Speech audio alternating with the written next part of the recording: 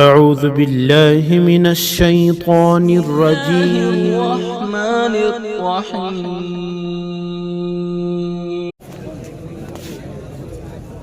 أما بعد فأعوذ بالله من الشيطان الرجيم. بسم الله الرحمن الرحيم. ومن أحسن قولا ممن دعا إلى الله وعمل صالحا وقال إنني من المسلمين. ولا تستوي الحسنة ولا السيئة ادفع بالتي هي أحسن فإذا الذي بينك وبينه عداوة كأنه ولي حميم وما يلقاها إلا الذين صبروا وما يلقاها إلا ذو حظ عظيم. وقال تعالى قل هذه سبيلي أدعو إلى الله على بصيرة أنا ومن اتبعني وسبحان الله وما أنا من المشركين. صدق الله العظيم.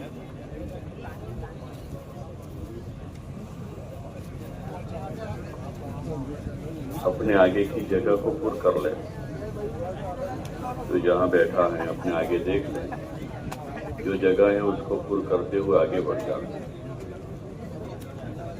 آپ حضرات نے بڑی قربانی دی ہے، اپنا گھر چھوڑا ہے، اپنا کاروبار چھوڑا ہے، اپنے گھر کے راحت آرام کو چھوڑا ہے اور اجتماع کے پنڈال تک تو آ گئے ہیں. اب اپنی جگہ چھوڑنی ہے. یہ جگہ بھی عارضی ہے، یہاں بھی ہمیشہ تو رہنا نہیں ہے، لیکن آدمی جہاں پکڑتا ہے، جگہ پکڑتا ہے، وہاں جی لگ جاتا ہے.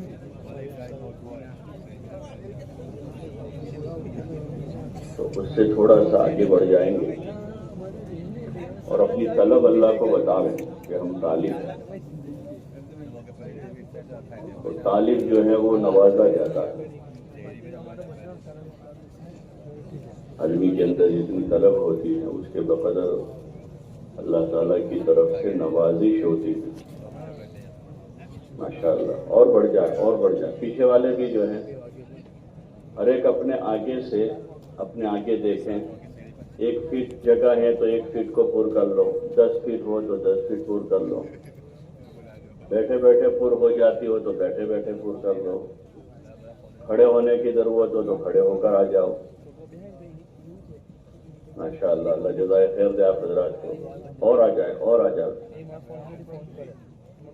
ماشاءاللہ. پیچھے والے بھی ذرا حرکت کر لو نا بھائی.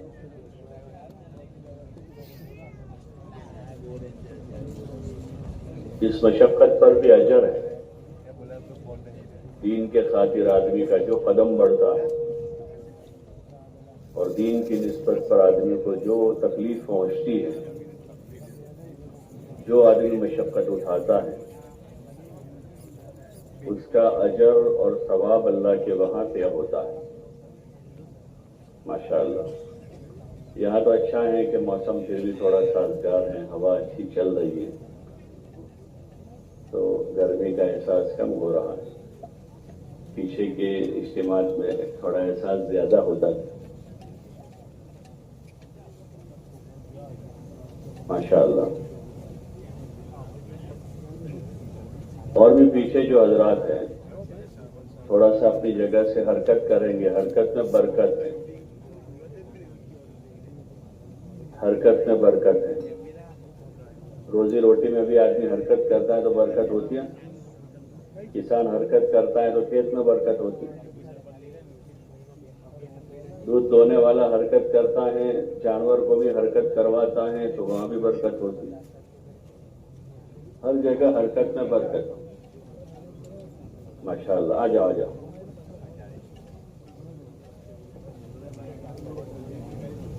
تو قیامت میں جب ان اعمال کا اجر ملے گا تو اس پر بندے کو ندامت ہوگی کہ کاش کے اور زیادہ کر کے آتے. جو مشقت بندے نے اٹھائی ہے، جو تکلیف اٹھائی ہے، ان تکلیفوں کا بھی اجر ہے.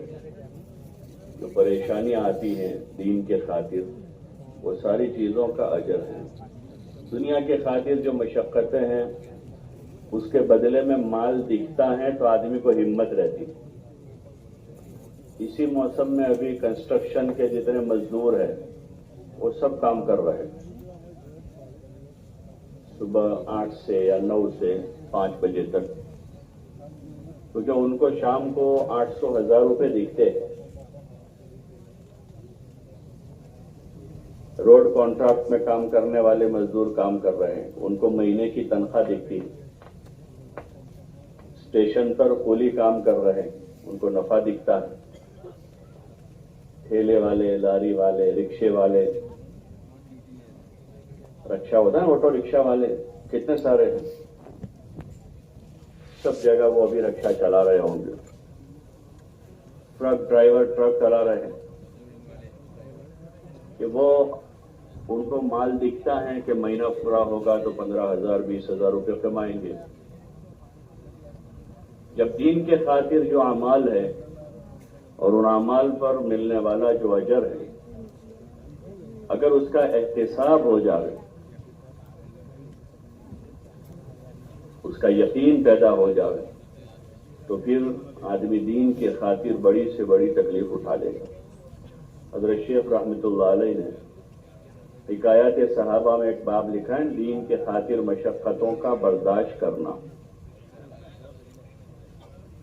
اس میں تبوک کا قصہ بھی لکھا ہے کہ تبوک کے موسم میں تبوک کا جو واقعہ پیش آیا ہے تو وہ گرمی کے موسم میں تھا. ایک طرف تو قرضے بہت زیادہ تھے اور اسی سال کھجوریں پکی تھی, اس سے پیچھے کچھ سال قحط پڑا تھا,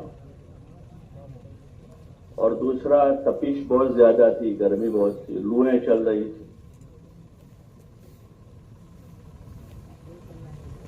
اور منافقین کہہ رہے تھے گرمی میں مت نکلو, گرمی بہت ہے, گرمی بہت ہے. تو اس وقت یہ کہا گیا کہ جہنم کی آگ اس سے بھی زیادہ سخت ہے. والنار جہنم اشد حرا. لیکن جو مومنین تھے, صحابہ تھے, ان کو تو یقین تھا کہ اللہ کی طرف سے بدلہ ہے, اس کا اجر ہے, اس کا ثواب ہے, جس کی ہمیں ضرورت ہے. تو جو مومنین کاملین تھے, سوائے کچھ لوگوں کے جن کا قصہ تفصیل سے لکھا ہے, انہوں نے بھی بعد میں توبہ کی. تو لوگ نکلے اور وہ دن بھی گزر گئے, وہ دن بھی, اور اجر طے ہو گیا. ایسا ہوتا ہے. اسی لیے کسی نے کیا خوب کہا ہے کہ مشقت کے خوف سے عمل نہ چھوڑا, کہ مشقت چلی جائے گی اور اجر باقی رہے گا, ثواب باقی رہے گا. اور لذتوں کے شوق میں گناہ نہ کرے. لذتیں چلی جائیں گی, شوق پورے ہو جائیں گے, اور گناہ کا وبال باقی رہ جائے گا. اس کا جو وبال ہے وہ باقی رہے گا آدمی کے اوپر. اس لیے ہمیں ہر کام میں اس کی فضیلت کا دھیان رکھنا ہے. اللہ کے لیے بیٹھے ہیں, مجلس جمائے ہوئے ہیں, اللہ کی یاد کر رہے ہیں. حدیث میں آتا ہے کہ جہاں مجلس لگتی ہے, اللہ کی یاد ہوتی ہے, اللہ کا ذکر ہوتا ہے, تو فرشتے بھی برکت حاصل کرتے ہیں مجلس والوں سے. اور مجلس کے اختتام پر فرشتہ اعلان کرتا ہے, قوموا مغفورا لکم قد بدلت سیئاتکم حسنات, کہ تم اس حال میں کھڑے ہو جاؤ کہ اللہ تعالیٰ نے تمہاری مغفرت کر اور تمہارے گناہوں کو نیکیوں میں بدل دیا. آدمی مغفرت کے واسطے قیامت میں مارا مارا پھرے گا, یہاں سے وہاں جائے گا, وہاں سے وہاں جائے گا. دنیا میں بہت سے مواقع ایسے آتے ہیں کہ آدمی اپنی بخشش کراوے, اور انسان گنہگار, انسان یعنی گنہگار. حضور علیہ الصلوۃ والسلام معصوم تھے, بے گناہ تھے, پھر بھی آپ ایک ایک مجلس میں بعض مرتبہ 70 مرتبہ استغفار کرتے تھے، اور ہم تو گنہگار ہی ہیں. کون دعویٰ کر سکتا ہے گنہگار نہیں ہے؟ گنہگار ہی ہے. ہم سے بھولیں چونکہ ہوتی رہتی ہیں. اس لیے گجراتی میں کہاوت ہے، مانس ماتر بھولنے پاتر. بھولیں کرتے صبح اٹھتے تب سے بھولیں کرتے کرتے اٹھتے ہیں اور بھولیں کرتے کرتے سوتے ہیں. مغفرت کی ضرورت ہے ہمیں بھی. آپ علیہ الصلوۃ والسلام نے ایک موقع پر فرمایا، الا کلکم خطاؤن، سنو تم سب کے سب گنہگار ہو. وخیر الخطائین التوابون، لیکن بھلا اچھا گنہگار وہ ہے جو توبہ کرے. کہ آدمی بارگاہ خداوندی میں ہر وقت توبہ کرتا رہے، استغفار کرتا رہے، اور توبہ کے موقع تلاش کرتا رہے کہ جہاں مغفرت ہوتی ہے آدمی پہنچ جائے. پتہ بھائی جہاں کھانا پینا ہوتا ہے تو سب لوگ پہنچ جاتے وہاں. صبح کھایا پھر شام کو پہنچ جاتے، شام کو کھایا پھر صبح پہنچ جاتے. ہوتا نہیں ہوتا؟ ایک جگہ اگر 3-4 دن دعوت ہو اور وہ دعوت دے بھی تو آدمی جائے گا نہیں جائے گا؟ صبح گیا، شام کو گیا، پھر صبح گیا، پھر شام کو گیا. وہ ایک جسمانی ضرورت ہے کھانا. شام کو کھایا پھر صبح بھوک لگ جاتی، صبح کھایا پھر شام کو بھوک لگ جاتی. ایسے ہر حال میں ہم ان چیزوں کے محتاج ہیں، مغفرت کے، ہدایت کے. مغفرت کے محتاج ہم کہ ہماری بخشش ہو جاوے، اور دنیا میں ایسے حال میں جاوے کہ ہم مغفرت شدہ ہیں، مغفرت ہو چکی ہے. تو یہ آدمی سستے میں چلا گیا، اور اگر اپنے ذمے گناہوں کا بوجھ لے کر گیا ہے تو پھر وہاں مسئلہ بہت مشکل ہے. الا یہ کہ اللہ کسی کو بخش دے اپنے فضل سے. وہاں کا معاملہ کٹھن ہے، بہت بھاری ہے. اس لیے ہمیں ایسے موقعوں پر اس کا دھیان کرنا چاہیے کہ اللہ تعالیٰ ہمیں اس پر معاف کرے گا. اور چونکہ ہدایت کے ہم محتاج ہیں، طالب ہیں، تو آدمی اپنی حاجت کی طرف بڑھتا ہے. اجتماع میں کھانے کے لیے چونکہ بڑا مجمع ہوتا ہے تو اس کے لیے لائن لگتی ہے، تو ہر آدمی بڑھتا ہے آگے، اپنی حاجت کی طرف جا رہا ہے. ہر آدمی اندر سے طبیعت کا میلان ہوتا ہے کہ جاوے ادھر.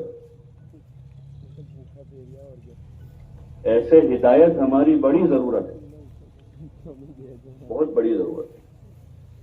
ہم ہدایت کے طالب ہیں. سچی طلب ہوگی تو جلدی نوازے جائیں گے. صحابہ میں سچی طلب تھی، جلدی نوازے گئے. ان کے واقعات ہیں فضائل کی کتابوں میں اور سیرت کی کتابوں میں صحابہ کے، کہ وہ ہدایت کے کیسے طالب، کہ ہدایت کے خاطر انہوں نے جسمانی ایذائیں برداشت کی، مالی نقصان برداشت کیا، وطن چھوڑنا پڑا تو وطن چھوڑا، بعضوں کو بیوی بچوں سے الگ ہونا پڑا. یہ ساری چیزیں دنیا میں آج بھی ہو رہی ہے. بہت سے شوہروں کو بیویوں سے جدا ہونا پڑتا ہے، بہت سی بیویوں کو شوہروں سے جدا ہونا پڑتا ہے، دنیاوی حالات کی وجہ سے، کاروبار کی وجہ سے، نوکری سروس کی وجہ سے. ہزاروں لوگ آج بھی ہیں، ہزاروں وطن سے بے وطن ہوتے ہیں، اور دیگر قسم قسم کے حالات سے لوگ گزرتے ہیں. لیکن اس کے پیچھے وجہ دنیا ہوتی. صحابہ کو بھی یہ چیزیں کرنی پڑی، اس کے پیچھے وجہ دین تھی، ہدایت.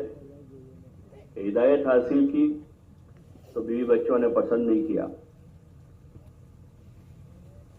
بیٹے نے ہدایت حاصل کی، باپ نے پسند نہیں کیا حضرت مصعب بن عمیر کو کہ بیٹا ہدایت کی راہ پر چلنا چاہتا تھا، باپ کو پسند نہیں تھا. تو اتنا لاڈلا بیٹا تھا کہ روزانہ 200 درہم کا جوڑا پہناتے تھے. 200 درہم کا جوڑا روزانہ. ایسے بیٹے کو گھر سے نکال دیا اور اس بیٹے نے اس غم کو برداشت کر لیا. کوئی بات نہیں، کیا کریں گے. حضور علیہ السلام کو مکے سے نکال دیا لوگوں نے. ایسا ماحول تنگ کر دیا کہ آپ کو جانا پڑا. آپ بادل ناخواستہ گئے ہیں، خوشی خوشی تھوڑے گئے تھے، چھوڑنا پڑا تھا. جب تک اللہ کا حکم رہا تو برداشت کرتے رہے، پھر اللہ نے حکم دیا کہ اب چھوڑ دو تو آپ نے چھوڑ دیا. اللہ کہ آپ کی جائے پیدائش وہ ہے، آپ کا وطن ہے. ایسے اور صحابہ کو بھی. تو یہ دین کے خاطر ہے. ان کے واقعات لکھے کہ دین کے خاطر مشقتوں کا برداشت کرنا.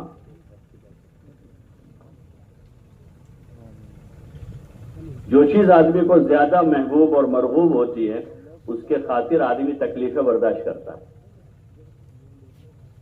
اور جو چیز محبوب نہ ہو اس کے خاطر آدمی ایک قدم نہیں چلتا،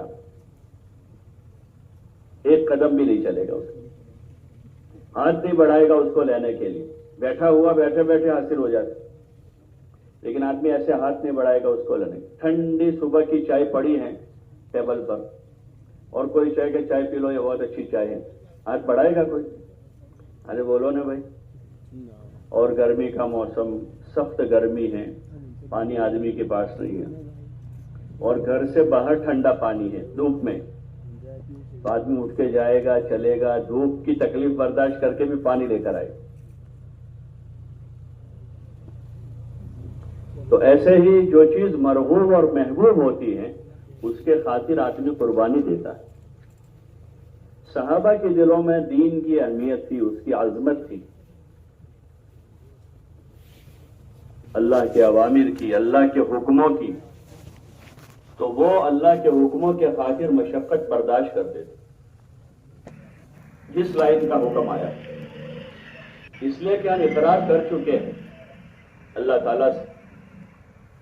ایمان مجمل پڑھا ہے سب نے، آمنت باللہ کما ہوا باسمائہ وصفاتہ وقبلت جمیع احکامہ. کہ ہم اللہ پر ایمان لے آئے جیسا بھی وہ ہے اپنے ناموں اور اپنی صفتوں کے ساتھ، اور ہم نے اس کے تمام حکموں کو قبول کر لیا ہے، جتنے بھی حکم ہے اللہ کے. ایمان لانا، نماز پڑھنا، روزہ رکھنا، زکوٰۃ دینا، اگر مال ہے تو حج کرنا. یہ کرنے کے حکم ہے، کرنے کے کام.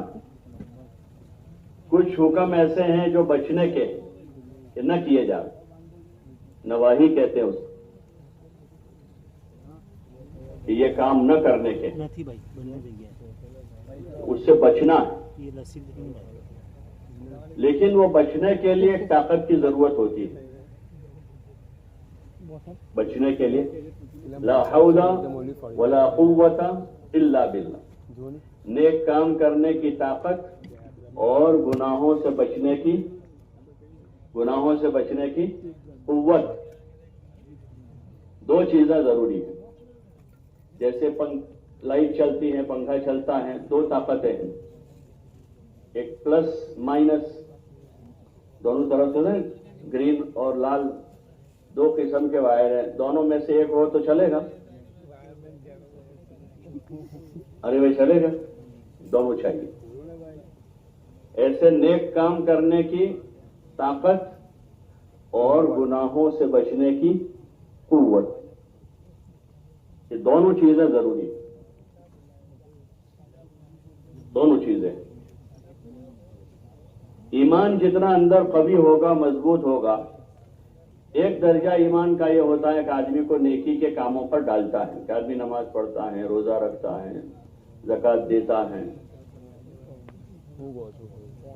لیکن اس کے ساتھ گناہوں سے نہیں بچ پاتا۔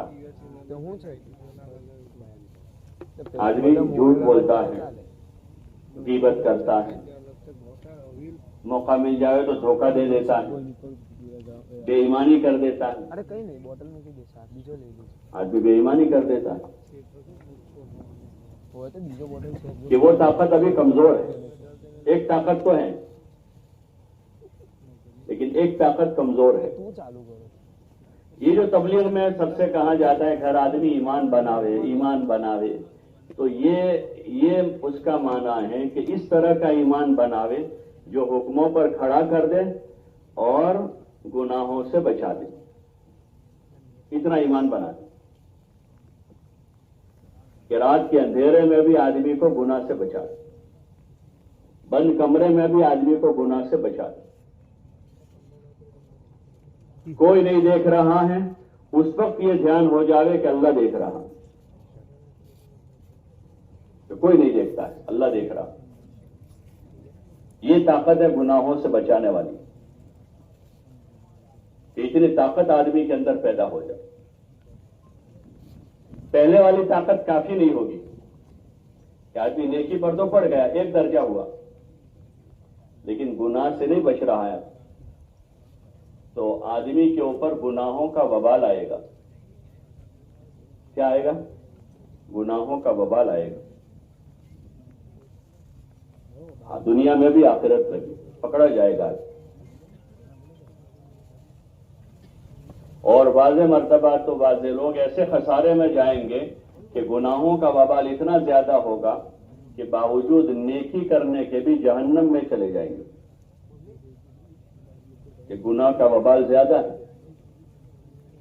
نیکیاں ان کے پاس تھی لیکن وہ کافی نہ ہوئی، گناہوں کی سزا بھگتنے کے لیے جہنم میں چلے گئے۔ اس لیے اس مبارک محنت کے ذریعے سے ہر بندے کو، ہر بندی کو، ہر فرد امت کو پہلی جو دعوت دی جاتی ہے وہ یہ ہے کہ ہر آدمی اپنا ایمان بنائے، اپنے ایمان میں طاقت پیدا کرے کہ جو اللہ کے ہر حکم پر کھڑا کر دے اور اللہ کی طرف سے منع کردہ چیز سے آدمی کو بچا لے۔ چاہے پوری دنیا ایک طرف ہو، وہ اکیلا ایک طرف ہوگا۔ جیسے نبیوں کے قصے ہیں، جب انبیاء علیہ السلام اپنی قوم میں جاتے تھے دعوت دے، وہ اکیلے ہوتے تھے، پوری قوم ایک طرف، اور نبی دعوت دیتے تھے ان کو، قولوا لا الہ الا اللہ، لا الہ الا اللہ کہو کامیاب ہو جاؤ، اور یا قوم اعبدوا اللہ، او میری قوم ایک اللہ کی عبادت کرو۔ تو وہاں یہ دونوں چیزیں نہیں تھی،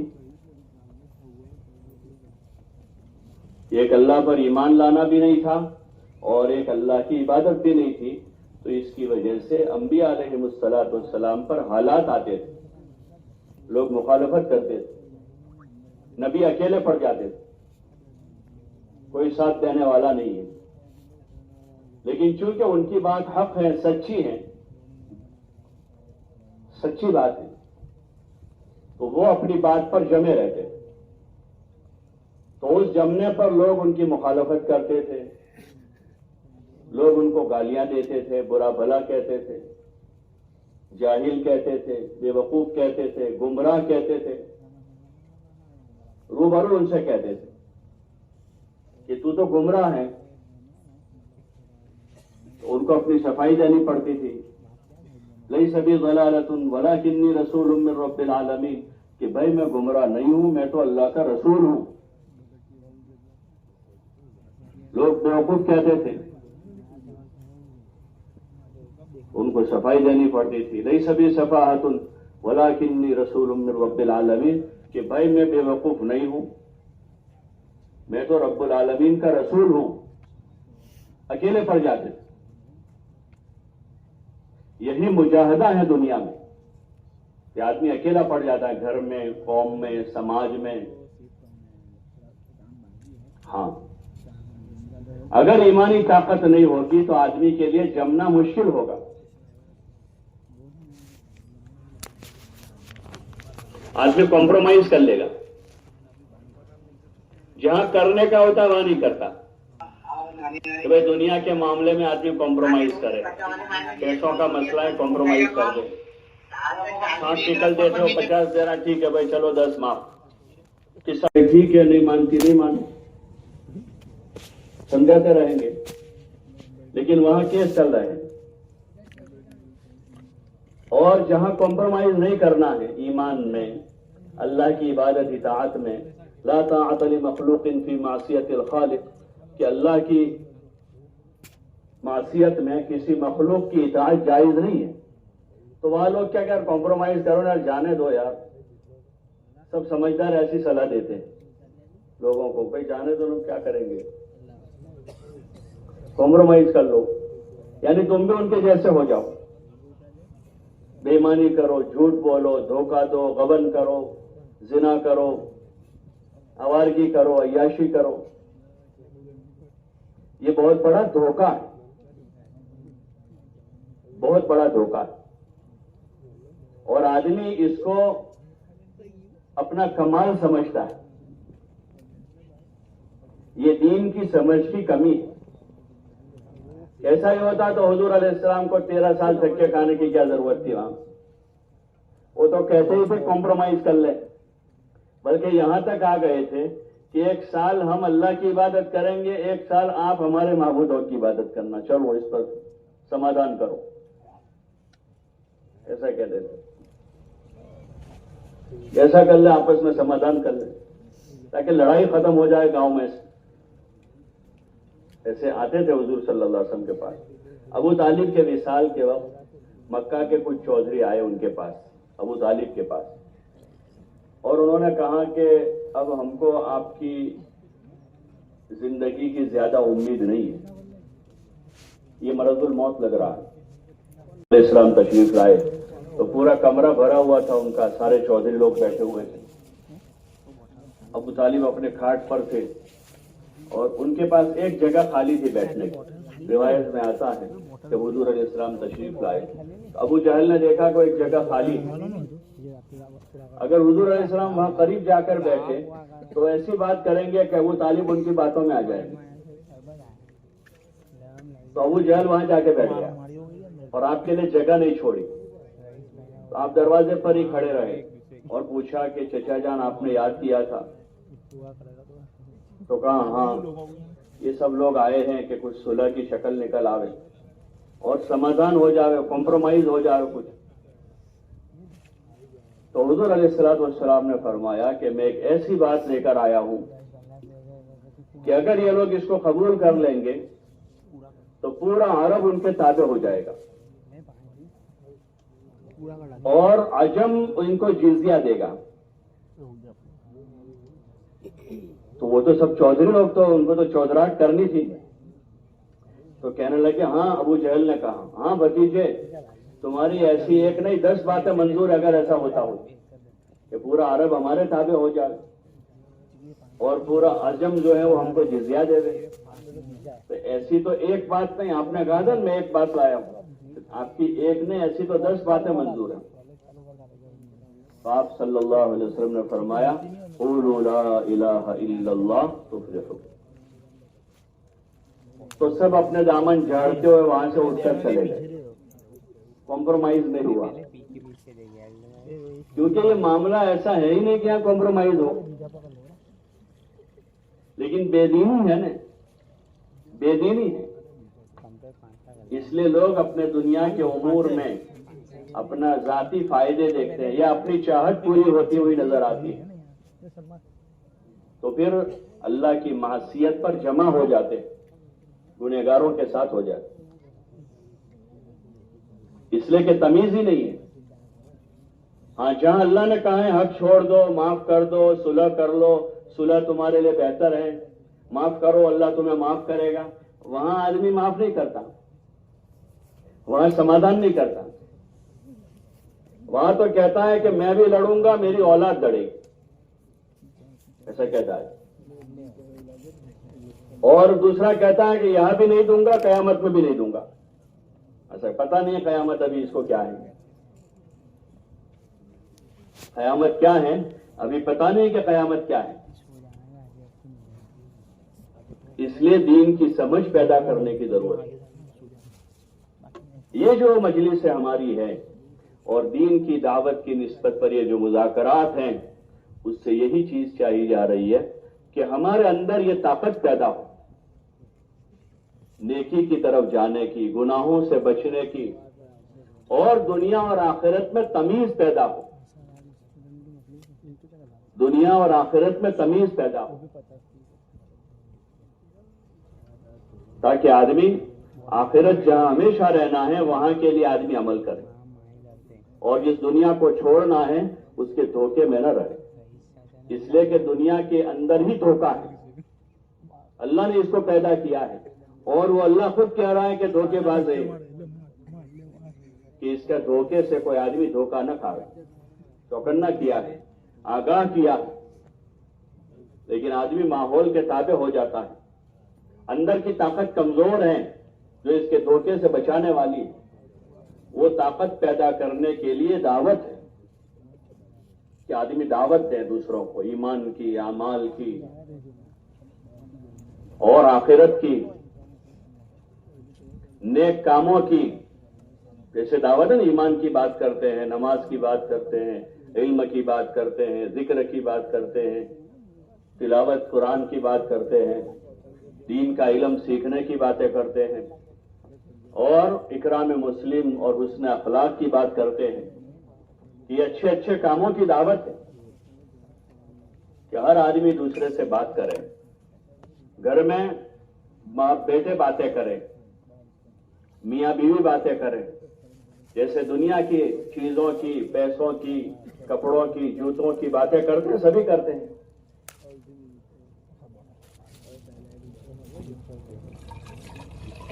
سبھی لوگ اس کی باتیں کرتے ہیں، عام ہیں یہ باتیں. جو ضروریات زندگی ہیں، حالانکہ حقیقی باتیں یہ ہیں کہ لوگ ان چیزوں کی باتیں کر کے اس کا یقین اپنے دل میں پیدا کریں، نیک کاموں سے زندگی بننے کا یقین پیدا کریں، اور برائیوں سے، گناہوں سے زندگی کے برباد ہونے کی بات کریں.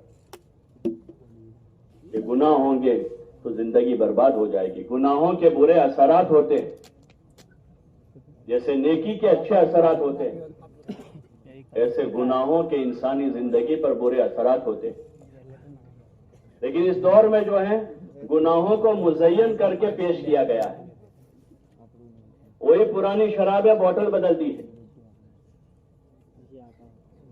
شراب پرانی ہے، بوتلیں بدلی ہوئی ہیں. ہاں، اور گناہوں کو عام کیا گیا ہے، بے حیائی کو، عریانی کو، فحاشی کو، بدتمیزی کو، بے ادبی کو.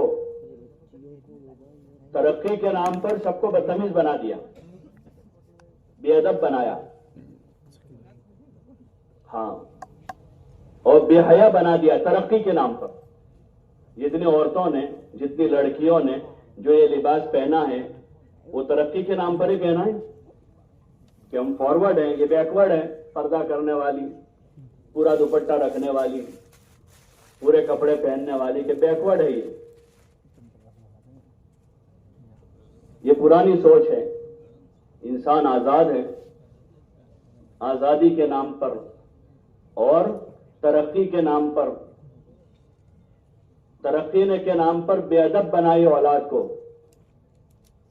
بے ادب بنا دیا کہ باپ کے آگے چلتی اولاد اب، اور باپ سے پہلے بیٹھ جاتے ہیں. بے ادبی ہے. علماء نے لکھا کہ ابا کھڑے ہو تو بیٹا کھڑا رہے، بیٹھے رہے. تو ان سے پہلے بیٹھنا بے ادبی ہے، ان کے آگے چلنا بے ادبی ہے. کہ والد چل رہے ہیں تو ان کے ساتھ چلے، پیچھے چلے. ہاں، کوئی تقاضا ہو تو آگے چلے. کوئی ان کا کام ہے کوئی ایسا کہ وہ آگے جا کے دروازہ کھولنا ہے، आगे जाके खोले, उनके लिए सहूलत कर, बेअदब बना दिया तरक्की के नाम पर और तालीम के नाम पर बीवियों को बेअदब बना दिया। अच्छे अमाल की बात करें और दावत दे एक दूसरों को, ये जो मस्जिद की जमात का काम है वो यही है।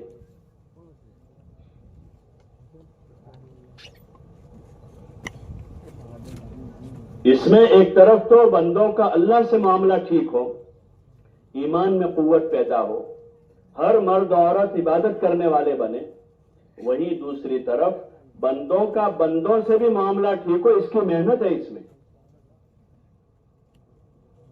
कि बंदों का भी बंदों से मामला ठीक हो और एक दूसरों के हुकूक की अदायगी हो। लेकिन इतना जरूर है कि इस मेहनत में अपने ऊपर मेहनत करते हुए मेहनतें इसलिए पसंद नहीं आती, इसलिए कि हर एक ये चाहता है कि मुझे छोड़कर बाकी सब सुधर जाए, हर एक ये चाहता है। और सुधार का सही तरीका यह है कि हर एक खुद सुधर जाए। किसी भी जगह सुधार लाने का तरीका यह है कि भाई हर एक आदमी खुद सुधर जाए, पूरा मुआशरा सुधर जाए। लेकिन यहां बाप ये चाह रहा है कि मैं तो ऐसा ही रहूं, मेरे बच्चे सुधर जाए। शौहर ये चाह रहा है कि मैं तो जैसा हूं मैं बराबर हूं, बाकी बीवी सुधर जाए। तो ये तो तरीका नहीं है। अंबिया अलैहिमुस्सलात वस्सलाम ने अपने ऊपर मेहनत करते हुए, अपनी जात से अच्छे और नेक काम करते हुए दूसरों को इसकी दावत दी। तबलीग का ये तरीका है कि हर आदमी अपने ऊपर मेहनत करते हुए, खुद ईमान बनाते हुए, नमाजों का एहतमाम करते हुए, अल्लाह का जिक्र करते हुए और दीन का इल्म सीखते हुए, दूसरों का इकराम करते हुए, हुकूक अदा करते हुए दूसरों को भी इस तरफ लाने की कोशिश करें। ये मस्जिदवार जमात है, ये कोई ग्रुप नहीं है, ये कोई ग्रुप नहीं है या कोई कमेटी नहीं है। कमेटियां होती है ना भाई, 5 आदमी 10 आदमी, 10 हो गए, 11वें आदमी की गुंजाइश नहीं है कमेटी में। भाई कितनों को रखेंगे कमेटी में? कितने आदमी होंगे? 10 आदमी होंगे। ग्रुप होगा तो 50-100 आदमी होंगे, उससे ज्यादा की गुंजाइश नहीं है वहां। तो मस्जिद की जमात जो है वो कोई कमेटी नहीं है और न कोई ग्रुप है। ये कोई ग्रुप नहीं कि भाई किसी कौम का कोई ग्रुप है या किसी का खास फिक्र का कोई ग्रुप है, बल्कि ये तो हुजूर अलैहिस्सलाम वाले तर्ज पर, आप वाले तरीके पर हर फर्द उम्मत अपने अंदर दीन लाते हुए अपने घर में, अपने मोहल्ले में, अपनी बस्ती में, बस्ती के कुर्ब जवार में और पूरे आलम में अल्लाह ताला का मुबारक दीन जिंदा हो जावे, उसकी एक मेहनत है, एक मेहनत है। इसलिए हर मुसलमान को इसमें शरीक करें। कोई आदमी इसमें अपने आप को अजनबी न समझे। जैसे अभी इज्तिमा में बुलाया, सभी आ गए, गांव के गरीब भी आए हैं, मालदार भी आए हैं, पढ़े लिखे भी आए हैं, अनपढ़ भी आए हैं, मालदार भी आए हैं, गरीब भी आए हैं, और सब एक मैदान में बैठे हैं। ऐसे रोज अपनी मस्जिदों में बैठे। ये हमारे बड़े बड़े मसाइल हैं, मामूली चीज नहीं है। घर बेचकर इलाज कर लेता है कि भाई बड़ा ऑपरेशन है, बहुत ज्यादा खर्चा है, पैसे नहीं है, कोई मशवरा, ये घर बेच दो और दूसरा छोटा घर ले लो और बाकी पैसों से इलाज कराओ। जिंदगियां तो फिर कमा लेंगे, लेकिन जिंदगी न रही तो क्या करेंगे? तो ऐसे ही दीन ही न रहा तो क्या बचा है? ये दीन ही नहीं बचा। बच्चा इंजीनियर बन गया, डॉक्टर बन गया, वकील बन गया, लॉयर बन गया, और बच्चा इंग्लैंड पहुंच गया, लेकिन जिंदगी में दीन ही नहीं है तो क्या करेगा वो? कि दीन जाता रहा कि बहुत घाटे का सौदा हो गया। हुजूर अलैहिस्सलाम ने ये बात उम्मत को समझाई तो सहाबा ने फाके करके भी दीन बचाया, फाके हो गए। لیکن دین ہاتھ سے نہیں جانے دیا. اے بلال نے کوڑے کھا کے دین بچایا. کوڑے کھا لیے, تپتی ہوئی ریت پر سخت دھوپ میں لٹائے جاتے تھے, قصہ سنتے ہیں اس کا. لیکن دین کی اہمیت تھی تو ایمان بچا لیا. زندگی مقدر کی تھی تو ملتی رہی, بعد میں بھی زندہ رہے. حضرت عمار اور ان کے خاندان کا قصہ ہے کہ پورا خاندان ایک ساتھ مبتلا ہوا ایمان لانے کی وجہ سے. آل یاسر, حضرت عمار اور ان کا خاندان. حضور علیہ السلام جب ان کے پاس سے گزرتے آپ کی آنکھوں میں آنسو آ جاتے ان کے حالات دیکھ کر. لیکن آپ نے ان کو یہ نہیں کہا کہ کمپرومائز کر لو, آپ کو آنسو آ جاتے تھے. آپ ان کو ایک کہتے تھے صبرن یا آل یاسر, آل یاسر صبر کر لو, ان موعدکم الجنہ, میں نے تم سے جو وعدہ کیا ہے نا وہ جنت کا وعدہ ہے, جنت ملے گی. یہ باتیں تھیں اس ماحول میں کہ دین بچانا ہے, ایمان بچانا ہے, ہدایت پر باقی رہنا ہے, حضور علیہ الصلوۃ والسلام کے طریقے پر باقی رہنا ہے. اس لیے صحابہ اس کی کوشش کرتے تھے آپ کے بعد بھی آپ کے طریقوں پر باقی رہے, آپ کے طریقوں کی باتیں کرتے تھے آپس میں, اور اس کی کوشش کرتے تھے کہ آپ کے طریقے سے ذرا برابر آگے پیچھے نہ ہو, ذرا برابر آگے پیچھے نہ ہو. ان کے پاس مال آیا پھر بھی آپ کے طریقے پر رہے. مال آیا تو ان کے مکان نہیں بدلے, مال آیا کپڑے نہیں بدلے, مال آیا تو طرز معاشرت لائف اسٹائل نہیں بدلا, بلکہ وہ مال اور زیادہ اللہ کے نام پر لگایا, اور زیادہ خرچ کیا. اور ہے جو عمر رضی اللہ تعالیٰ عنہ جب تک حیات رہے وہاں تک مدینے میں کوئی پکا گھر نہیں بنا, حالانکہ فتوحات ہو چکی تھی. حضور علیہ السلام کے زمانے میں خیبر تو فتح ہو گیا تھا, اور عمر کے زمانے میں شام فتح ہو گیا, لیکن زندگی اور طرز معاشرت حضور کے طریقے پر ہے. اس لیے کہ اس کی باتیں تھی, ایک دوسروں کو کہتے رہتے تھے. ہم نے کہنا سننا چھوڑ دیا اور ایک بات سب کے زبان پر چڑھ گئے کہ وہ کہوانوں کے کوئی ہمڑ تو چھ نہیں. ہر ایک یہ کہہ رہے, چھوٹے بڑے, دادا بھی یہ کہہ رہے ہیں کہ پوتا نہیں سنتا. یعنی سب نے کہنا شروع کیا تو پوتے نے سنا کہ دادا خود ہی کہہ رہے پوتا نہیں مانتا ہے تو کیا کہیں گے مجھے.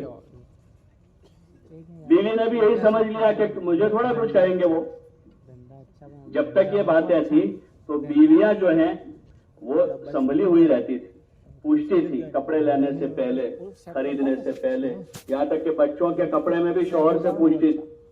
اور اب شوہر کے کپڑے وہ لاتی ہیں کیونکہ کہنا ہی چھوڑ دیا ہے کہ کیا کرنا کیا نہیں کرنا, کیا لانا کیا نہیں لانا, کیا کھانا کیا نہیں کھانا. جو کام شوہر کے ذمے تھا اس کو بتاویں, لیکن وہ بتانا چھوڑ دیا, کہنا چھوڑ دیا. تو یہ جو تبلیغ کا طریقہ ہے دعوت کا کہ روزانہ لوگوں کے پاس جا جا کر یہ باتیں لوگوں سے کہی جائے کہ ہم کو کیا کرنا ہے, کن چیزوں سے بچنا ہے, روزانہ گھر گھر جا کر اس کی بات کی جائے. جوانوں سے ملیں, بوڑھوں سے ملیں, اور لوگوں میں استعداد ہیں. دیکھو نا آپ نے جا کر لوگوں کو کہا کوئی اجتماع ہے بھروچ ضلع کا تو آ گئے نہیں آ گئے, ارے بھائی آئے نہیں آئے, ہزاروں لوگ آ گئے. استعداد ہے لوگوں میں. ایسے اگر ہر مسجد کی جماعت روزانہ گھر گھر جا کر یہ باتیں کہنا شروع کریں, ایمان کی, اعمال کی, اخلاق کی, آخرت کی, تو بہت آسانی کے ساتھ یہ باتیں لوگ قبول کریں گے. لیکن کہاں ہی کہا جا رہا ہے. کل جو کارگزاری ہو رہی تھی کہ بھئی 100% گھروں کی ملاقات ہوئی, اب نہیں ہوئی, اجتماع میں نہیں ہوئی ہے. جو کام سال بھر کرنا ہے, اور سال بھر میں اگر 15 دن میں ایک مرتبہ کرے تو 12 مہینے میں کتنی مرتبہ ملاقات ہوگی؟ بولو نا بھائی, باردو 24 مرتبہ ملاقات ہوگی ایک مسلمان سے سال بھر میں, پورے سال میں 24 مرتبہ جا کر ہم اللہ کی بات کریں, ایمان کی بات کریں, اعمال کی بات کریں, اچھے اخلاق کی بات کریں, بیوی بچوں کی اچھی تربیت کرنے کی بات کریں, ماں باپ کی خدمت کرنے کی بات کریں. ہر آدمی سے 24 مرتبہ بات ہو رہی. تو کیا خیال ہے آپ کا؟ ارے باتیں زندہ نہیں ہو جائے گی. یہ اس لیے کہا جا رہا ہے کہ سارے مسلمان اس فکر کو اٹھاویں اور ہر مسلمان سے جا کر اس کی بات کریں. پھر کوئی بے نمازی نہیں بچے گا محلے میں, کوئی خلاف سنت زندگی گزارنے والا نہیں ہوگا. پھر گھر میں عورتوں میں باتیں آ جائیں. ابھی تو تھوڑی بہت باتیں ہوتی ہیں مستورات میں, ہفتے میں ایک دن تعلیم ہوتی ہے, لیکن اللہ کا فضل ہے کہ کتنی ماں بہنیں گھر میں تلاوت ذکر عبادت کرتی ہیں, پردہ کر لیتی ہیں. اگر یہ باتیں ہر جگہ سے شروع ہو جائیں کہ چھوٹے بھی یہ بول رہے ہیں, بڑے بھی یہ بول رہے ہیں, بوڑھے بھی یہ بول رہے ہیں, سماج کے قوم کے ذمہ دار بھی یہ بول رہے ہیں, جوان بھی یہ بول رہے ہیں, مسجد سے بھی یہی آواز ہے, بازار میں بھی یہی باتیں ہیں, تو انشاءاللہ اللہ کی ذات سے امید ہے کہ بہت تھوڑے وقت میں بستیوں میں دین کے پھلنے پھولنے کی جگہ بن جائے گی. بے دینی کے لیے جگہ نہیں رہے گی, گناہوں کے لیے جگہ نہیں رہے گی. اور یہی باتیں پڑھی جاوے تعلیم میں.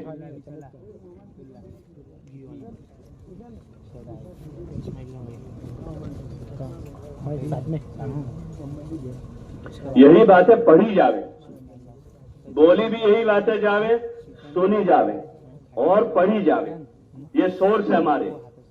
آنکھوں سے آدمی دیکھ کر پڑھتا ہے, زبان سے بولتا ہے, کانوں سے سنتا ہے. یہ سورس ہے آدمی کے کسی چیز کو اندر لانے کے اور دوسروں تک پہنچانے کے. اگر اس کا صحیح استعمال ہو جاوے تو خیر ہی خیر وجود میں آ جائے گی, ایمان کی سطح بلند ہو جائے گی, مسجدیں نمازیوں سے بھر جائے گی, لوگ دین کا صحیح علم حاصل کریں گے. خالی بچوں کو پڑھا کے مطمئن نہیں ہو جائیں گے. اللہ کا فضل ہے کہ بچوں میں دینی تعلیم تربیت کا نظام بنا, مکتب مدرسے قائم ہوئے ہیں, اور بڑے جو ہیں وہ مطمئن ہو گئے کہ اپنا چھوکرو حافظ ہے. وہ ہر رمضان میں قرآن سناتا ہے, سال بھر میں 10 بار ختم کرتا ہو, لیکن ابا کا ایک بھی ختم نہیں ہوتا. وہ بیٹا جو ہے سبا عشرہ پڑھتا ہے, لیکن ابا کو ناظرہ بھی نہیں آتا. کہ اطمینان ہو گیا ابا کو. وہ تو ایک اچھا کام کیا ہے کہ بچے کو تعلیم دی ہے, تو بچے کے لیے اچھا ہو گیا. لیکن باپ کے لیے اس وقت اچھا ہوگا کہ جب باپ بھی اچھا پڑھے. بھائی بیٹے کو اچھی خوراک کھلائی اور باپ نے خود اچھی خوراک نہیں کھائی تو بیٹے کی تو اچھی صحت بنے گی اور باپ کی بھی بنے گی کہ چلو بیٹے کو خوب کھلایا ہے تو ابا کی بھی صحت بن جائے گی.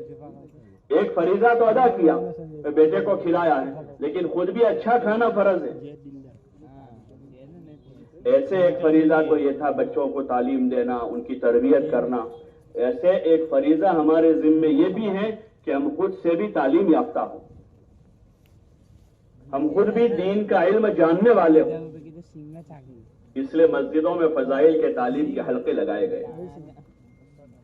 ایک کسی ایسی نماز کے بعد جس میں زیادہ لوگ مقامی مسجد میں ہوتے ہو, کیونکہ بعض نمازیں وہ ہوتی ہے جس میں بستی والے بازار گئے ہوئے آگے پیچھے ہیں. ہم مثلا ہمارے یہاں ظہر اثر میں بازار میں ہیں, کام پر گئے ہیں, ڈیوٹی پر گئے ہیں, جاب پر گئے ہیں, شام کو آ جاتے ہیں. یا بعض جگہ فجر میں سب لوگ ہوتے ہیں زیادہ. تو جہاں جہاں تقرب الزنا کہ زنا کے قریب بھی مت جاؤ. ابھی کرنے کی بات تو بہت دور کی ہے کہ زنا کے قریب بھی مت جاؤ. ایسے گناہ والے ماحول سے اپنے آپ کو بچانے کو کہا. ایسے ماحول میں نہ بیٹھے آدمی جہاں گناہوں کی باتیں ہو رہی ہیں, غیبتیں ہو رہی ہیں, چغلی ہو رہی ہے, لایانی ہو رہی ہے, غفلت ہے جہاں پر. بلکہ آدمی ایسے ماحول میں رہے جہاں نیکی کی باتیں ہوتی ہوں. اس لیے مسجد میں حلقہ قائم کیا گیا. 10 منٹ, 15 منٹ, 20 منٹ, آدھا گھنٹہ صحابہ کے واقعات پڑھے جاوے, فضائل نماز پڑھی جاوے, فضائل ذکر پڑھا جاوے, فضائل قرآن پڑھا جاوے, فضائل تبلیغ پڑھا جاوے, فضائل صدقات پڑھی جاوے. اور اس میں والدین کے حقوق ہیں, پڑوسیوں کے حقوق ہیں, ایثار اور ہمدردی ہے, مال خرچ کرنے کے, کھانا کھلانے کے, پانی پلانے کے فضائل ہیں. جہاں کنواں نہ ہو وہاں کنواں کھودنے کی فضیلت ہے, فضیلتیں بیان کی. کہ آدمی روزانہ سنے اس کو، روزانہ، اور اپنی حاجت سمجھ کر سنے کہ میری ضرورت ہے، اور اپنے گھر میں بھی حلقہ قائم کرے کہ میری بیوی کی ضرورت ہے، میرے بچوں کی ضرورت ہے، میرے پوتوں نواسوں کی یہ ضرورت ہے۔ یہ سنتے سنتے ان کے اخلاق اچھے ہوں گے، یہ سنتے سنتے ان کے اندر عبادت کا شوق پیدا ہوگا، یہ سنتے سنتے ان کی آخرت اچھی ہو جائے گی۔ تو ان باتوں کو اہمیت دی جائے گی، دھیان سے سنا جائے گا۔ جس کے سامنے جس چیز کی اہمیت ہوتی ہے اس کو آدمی دھیان سے سنتا ہے۔ آپ دیکھیں بہت سے لوگوں کو دیکھتے ہیں، بہت سے لوگوں کو کہ گاڑی میں بیٹھے بیٹھے کوئی چیز موبائل سے سن رہے، پیچھے سے آدمی ہارن بجا رہا ہے، ہارن بجا رہا ہے، اس کو کچھ پتا نہیں ہے کیا ہو رہا۔ کتنی دیر کے بعد وہ جاگتا ہے۔ چوکوں پر چوراہوں پر دیکھتے لوگوں کو بیٹھے ہوئے، دو پاس پاس بیٹھے، لیکن دونوں ایسے مشغول ہیں کہ ان دونوں کو بھی پتہ نہیں کہ ہم کہاں ہیں، کہ وہ چیزیں مرغوب ہو گئی ہیں۔ وہ جو چیزیں جو جس چیز میں وہ اس کی مرغوب ہو چکی ہے، ہاں کہ وہ چیزیں مرغوب ہو گئی لوگوں کی۔ حالانکہ مرغوب اللہ کی یاد ہونی چاہیے کہ آدمی اللہ کے ذکر میں ہے، قرآن کی تلاوت میں ہے، نماز میں ہے۔ اس لیے فضائل نماز میں حضرت شیخ نے واقعات لکھے کہ نماز میں کیسا انہماک تھا ان کا۔ حضرت علی رضی اللہ تعالیٰ عنہ کو لوگوں نے وہ تیر نکال لیا جو نماز سے باہر نہیں نکالا جاتا تھا، بہت درد کرتا تھا۔ جب نماز کے لیے کھڑے ہوئے تو لوگوں نے نکال لیا، سلام پھیری تو پوچھنے لگے کیا وہ تیر نکالنا ہے؟ بولے وہ تو نکال لیا ہم نے۔ وہ بزرگ کا قصہ ہے کہ گھر میں سانپ پڑا، اوپر سے چھت سے سانپ گرا اور پورا ہنگامہ مچ گیا، محلے والے جمع ہو گئے۔ سلام پھیرنے کے بعد پوچھ رہے کہ کیا ہوا ہے؟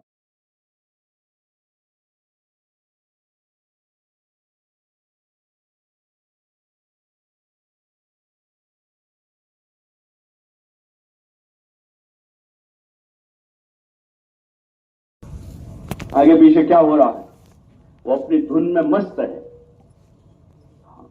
انسان کے اندر یہ قوت ہے انہماک کی کہ کسی کام میں منہمک ہو۔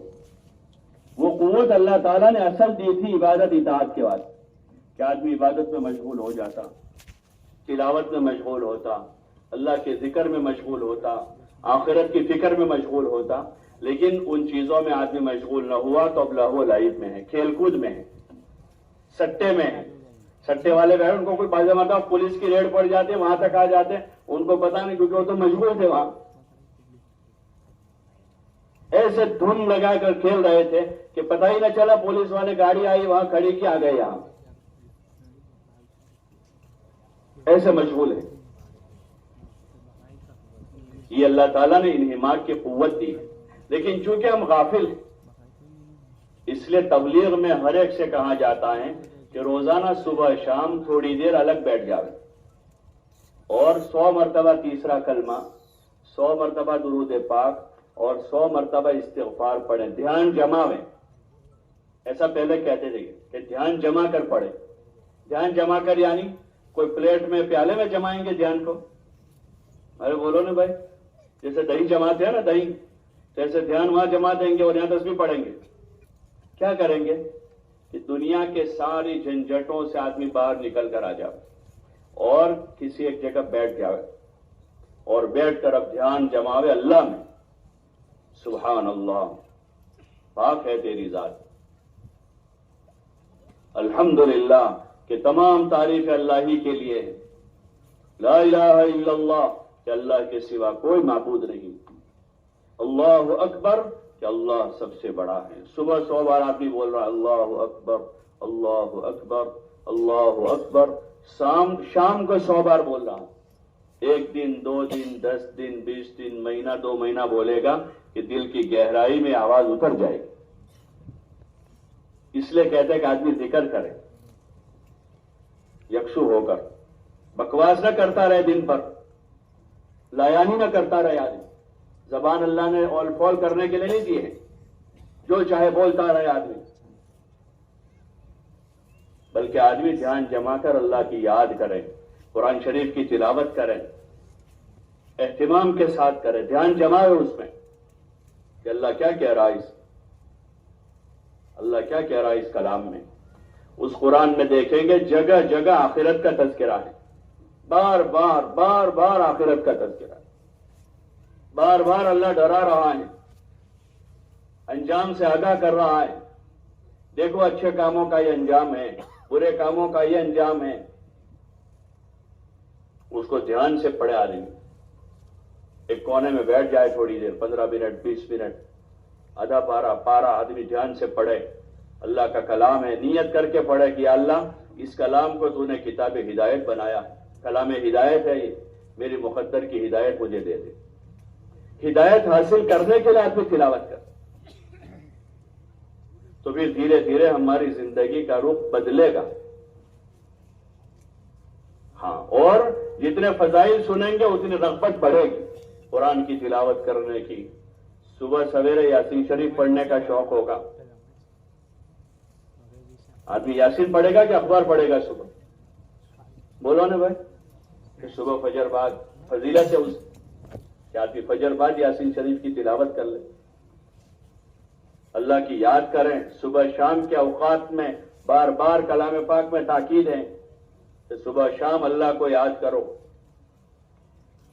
تو آدمی اللہ کی یاد کرے گا۔ گھر میں بھی وہ ماحول بنانا ہے، گھر کی تعلیم جو ہے اس تعلیم سے یہی چاہا جا رہا کہ ہمارے گھر میں بھی عبادت کا، ذکر کا، تلاوت کا، دعا مانگنے کا اور ہر کام کو سنت کے مطابق کرنے کا ماحول بنے۔ کیا بنے بھائی؟ ارے ذرا زور سے بولو، اتنا زور سے بولو کہ جتنے سو رہے ہیں سب جاگ جاؤ۔ ارے کیا بنانا ہے بھائی؟ ہاں دیکھو کچھ تو جاگ گئے، اب باقی بچے ان کو دیکھ لو، آپ اڑوس پڑوس میں خیر خواہی یہیں سے شروع کر دو۔ ماحول بنانا ہے گھر میں، دین کا ماحول۔ سب سے پہلے حضرت مولانا یوسف صاحب رحمۃ اللہ علیہ فرماتے تھے کہ پہلے عبادت کا دین زندہ ہوگا جب دعوت چلے گی، لیکن عبادات جو ہیں وہ 20% ہیں۔ پانی دینا مولانا۔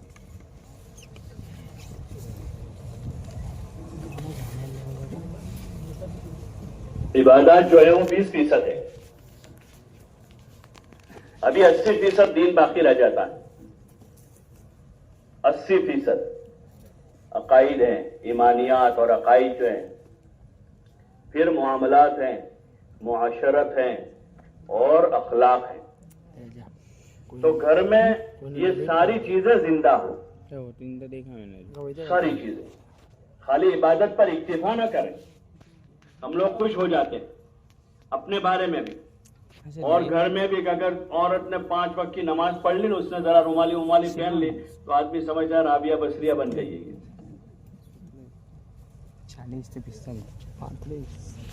ہاں اچھی بات ہے، تعریف کرنی چاہیے، خوش ہونا چاہیے، لیکن اس پر مطمئن نہیں ہونا چاہیے، اس پر مطمئن نہیں ہونا چاہیے۔ باقی زندگی کا باقی دین کتنا ہے اس کے اندر؟ چلو اس نے اخلاق بھی سدھارے تھوڑے سے، شوہر سے اچھا ملنے لگی، محبت کرنے لگی، اچھا ملنے لگی، خدمت کرنے لگی، لیکن شوہر کے علاوہ کے ساتھ اس کا برتاؤ ٹھیک نہیں ہے، تو کوئی بھی مسئلہ آتا ہے وہ سیدھا اس کی گاڑی میں بیٹھ جاتا ہے، یہ تو بہت اچھی ہے، اس کا کوئی قصور ہو ہی نہیں سکتا نا، میری ماں برابر نہیں ہے، بھائی اس نے جنا ہے تجھے، 2 سال دودھ پلایا ہے، اور جب تک سمجھدار نہیں ہو وہاں تک تیرا پاخانہ بھی اسی نے صاف کیا ہے۔ آدمی مطمئن ہو جاتا ہے۔ اعتدال نہیں، اس لیے کہ علم نہیں ہے، اعتدال تو علم سے آتا ہے، آدمی کے پاس علم ہوگا تو اس کے پاس اعتدال ہوگا، بغیر علم کے آدمی میں اعتدال نہیں آ سکتا۔ اس لیے علم کا نمبر ہے مستقل، کہ آدمی علم حاصل کرے، ماں کا کیا حق ہے، باپ کا کیا حق ہے۔ آدمی جو ہے نا حق بات گالیاں دے کر کرتا ہے ماں باپ سے، وہ تو حق بولو چھو نما شو چھٹ اور گالیاں دیتا ہے اور اس کو حق سمجھتا ہے۔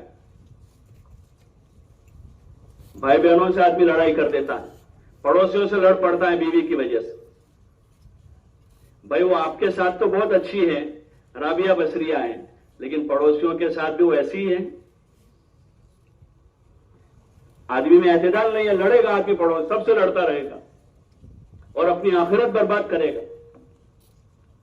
اس لیے نیت میں بھی ہمارے ہوں کہ اس محنت سے ہمیں اپنے گھر میں پورا دین زندہ کرنا ہے اور اس کے لیے ان کے ذہنوں کو تیار کرنا ہے، ان کو فضائل بتا کر اٹھانا ہے۔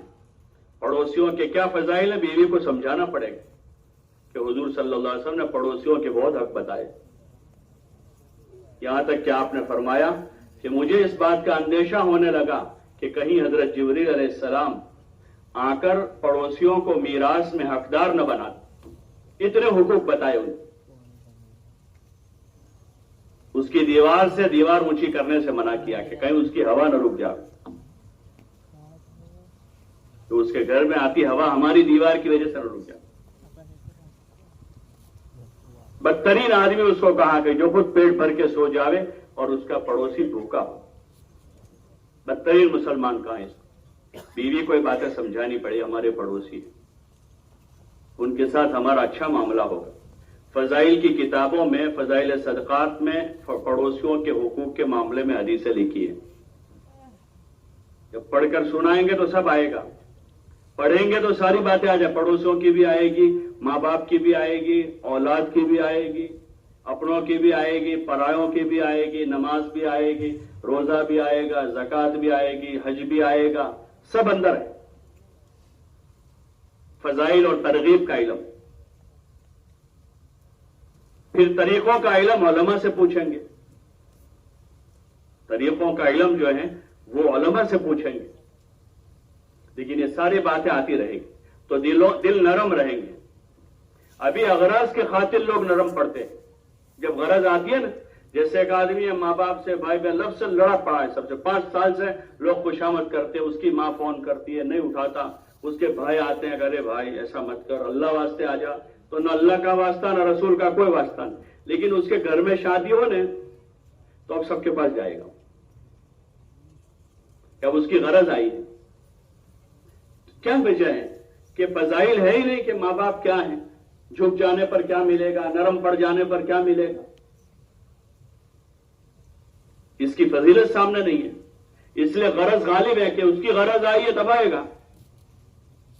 اور جب فضیلت کی وجہ سے آنا تھا، فضیلت پانے کے لیے کہ صلہ رحمی کرنے والا ہو گیا، صلہ رحمی کرنے والے کی عمر بڑھ جاتی ہے۔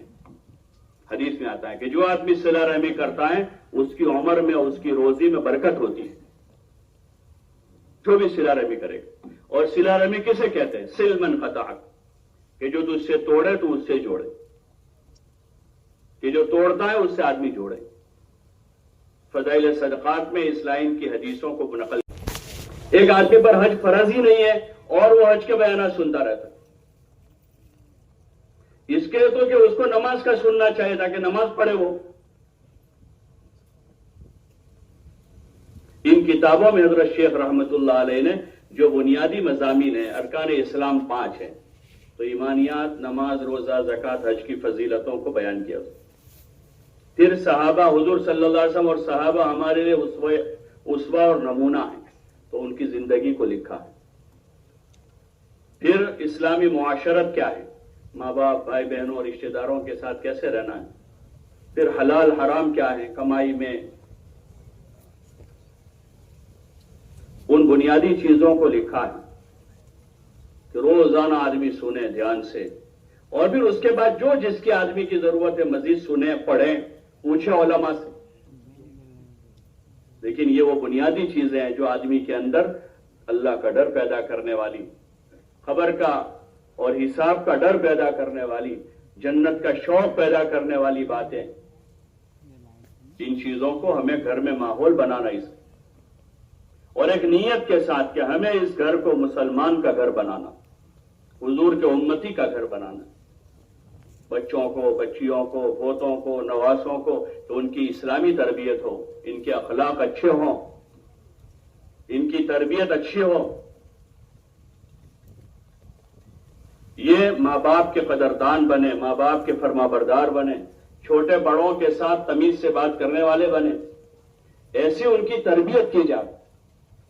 पहले इसी पर ज्यादा जोर होता था कि लोग बच्चों की तरबियत करते थे, घरों में करते थे, दादा होता था, वालिद होता था, वालिदा होती थी, दादी होती थी, नाना के घर जाए तो वहां नाना नानी है, वो उनको लेकर बैठते थे, खालाएं समझाती थी, सब जगह से वही बातें होती थी, सुबह शाम।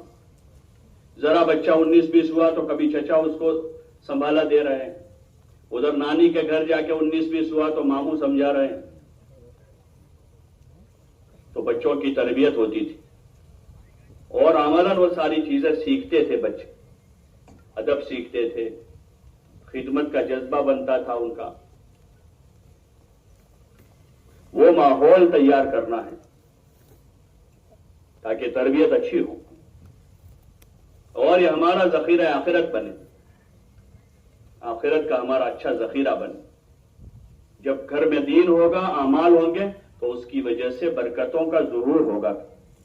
इस वक्त बेबरकती है कि घर में 4 कमा रहे हैं, 5 कमा रहे हैं और छठा अभी 12 साल का है, अभी से उस पर नजर है कि ये 18 साल का हो, इसको कहीं भेजने का है।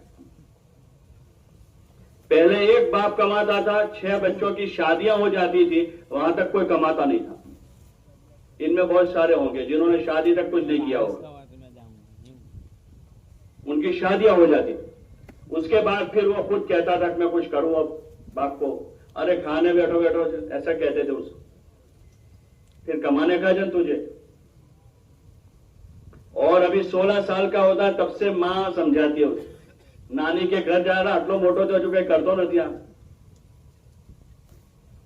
बेबरकती है ये बेबरकती पैसों से दूर नहीं होगी, हाँ ये डॉलर से और यूरो से दूर नहीं होगी, ये सोने चांदी से दूर नहीं होगी, ये जमीनों से जागीरों से दूर नहीं होगी, ये डिग्रियों से दूर नहीं होगी, ये बड़ी बड़ी जॉबों और तनख्वाहों से दूर नहीं होगी।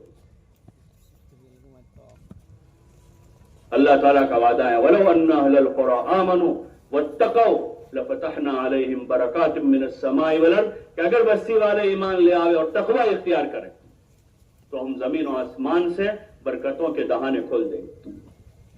फिर वो ऐसी बरकतें होगी कि पूरे पूरे खानदान पलेंगे। इसलिए बात समझाई जा रही इस काम के जरिए से कि हर आदमी मुतवज्जह हो अपने बच्चों की दीनी तरबियत की तरफ, उनके अमाल की, कि इनकी नमाजों का क्या हाल, इनके तकवे का क्या हाल है, इनका तकवा। अभी तो हर आदमी ये देख रहा है कि इसका साइंस कैसा है, इसका मैथ्स कैसा है, कंप्यूटर का कोर्स किया कि नहीं। चाहे कंप्यूटर का कोर्स करते करते करते करते वो जो है अय्याश और फहाश बन जाए, बाप को कोई मसला नहीं।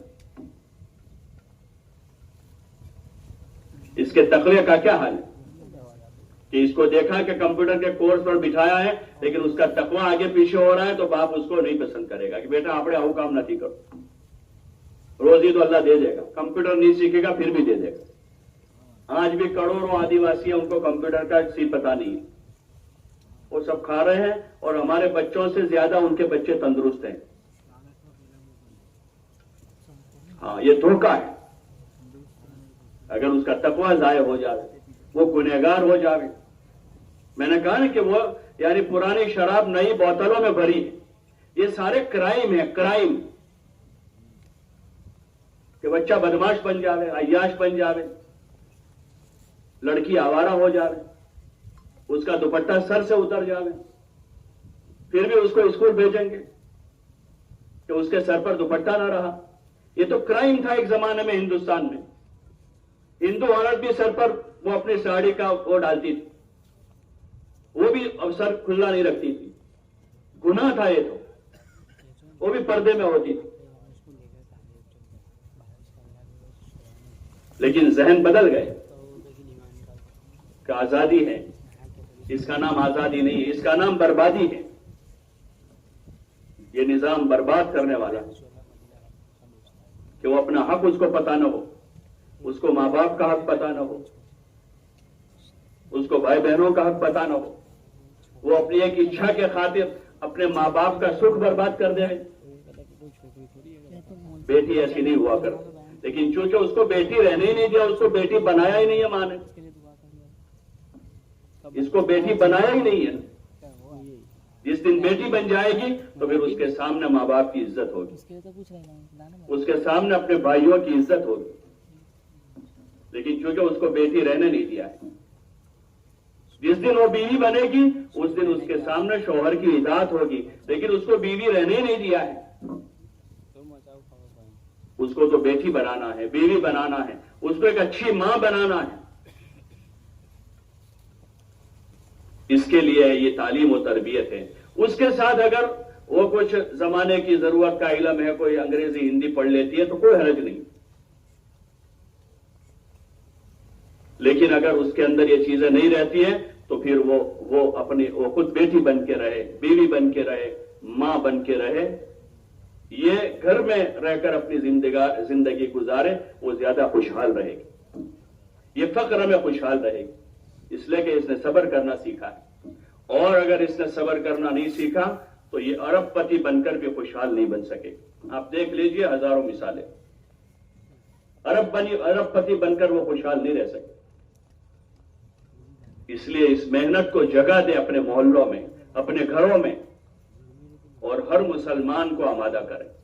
یہ میں نے عرض کیا نا، کوئی کمیٹی نہیں ہے، یہ ساری امت کا کام ہے، ہر مسلمان کا کام ہے کہ ہر مسلمان کسی ایک نماز کے بعد بیٹھے، سر جوڑ کر فکر کرے کہ ہمارے محلے کے 100% لوگوں کا تعلق مسجد سے جڑ جائے، 100% گھروں میں اللہ کا مبارک دین اور حضور علیہ الصلوۃ والسلام کے مبارک طریقے زندہ ہو جائے، ہر آدمی ایک دوسروں کا خیر خواہ بن جاوے، جو ایمان والوں کی صفت ہیں، والمؤمنون والمؤمنات بعضهم اولیاء بعض، کہ ایمان والے مرد عورتیں آپس میں ایک دوسروں کے خیر خواہ ہیں، بدخواہی نہیں کر سکتے، پڑوسی کے ساتھ بدخواہی نہیں کر سکتا، پڑوسی کے ساتھ برا معاملہ نہیں کر سکتا، یہ ایمان کی صفت ہے، اس کے ساتھ وہ بھلا سلوک کرے گا۔ ماں باپ اولاد کے ساتھ برائی نہیں کر سکتے، جو خود کھائیں گے ان کو کھلائیں گے، شوہر بیوی کے ساتھ برا نہیں کرے، جو خود کھائے گا اس کو کھلائے گا، جو خود پہنے گا اس کو پہنائے گا، اس کے ساتھ ہمدردی اور خیرخواہی کرے گا۔ جب وہ ایمانی فضا بنے گی تو پھر امن آئے گا، گاؤں میں سکون آئے گا، اطمینان آئے گا، ہر ایک دوسروں کے مددگار ہوں گے، خیرخواہ ہوں گے، ہاں دشمنیاں ختم ہو جائے گی، لڑائیاں ختم ہو جائے گی، بستی میں امن آئے گا۔ امن قائم ہوتا ہے انصاف سے، بغیر انصاف کے امن قائم نہیں ہو سکتا۔ ظلم کی بنیاد پر آپ امن قائم کرنا چاہتے ہیں، چاہے ایک بھی وکیل گاؤں میں نہیں، ایک بھی وکیل گاؤں میں نہیں، لیکن گاؤں میں اگر انصاف ہے تو گاؤں میں امن رہے گا۔ اور ہر گھر وکیلوں سے بھر دیں لیکن سارے ہی ظالم بنے ہوئے ہیں تو کیسے امن آئے گا؟ یہ بنیادیں ہیں انسانی معاشرے کے پنپنے کی، سنورنے کی، بننے کی، یہ بنیادیں ہیں۔ تو اس لیے اس کو معمولی نہ لیں، ہاں اپنا جان مال لگاوے اس پر، اپنا وقت اس پر لگاویں، اللہ تعالیٰ اور جگہوں پر جان مال لگانے سے بچا دے گا۔ حضرت جی رحمت اللہ علیہ، مولانا انعام صاحب رحمت اللہ علیہ فرماتے تھے کہ بھائی کرنے کے کاموں میں لگ جاؤ گے تو نہ کرنے کے کاموں سے بچ جاؤ گے۔ یہ کرنے کے کام ہے، روز اپنا 2.5-3 گھنٹہ 4 گھنٹہ فارغ ہے، لوگوں کے پاس جاوے، چھوٹے بن کر جاؤ، مسلح بن کر نہ جاؤ، ہاں، اور دوسروں کو اپنے سے اچھے سمجھ کر جاؤ، جو ہم سے اچھے ہیں، ان کے اندر خوبیاں ہیں، اور آپس میں مذاکرہ کرے، ہمارے اندر بھی آ جاوے، ان میں بھی آ جاوے، گھر گھر میں آ جاوے، اس کے لیے ہم جا رہے ہیں۔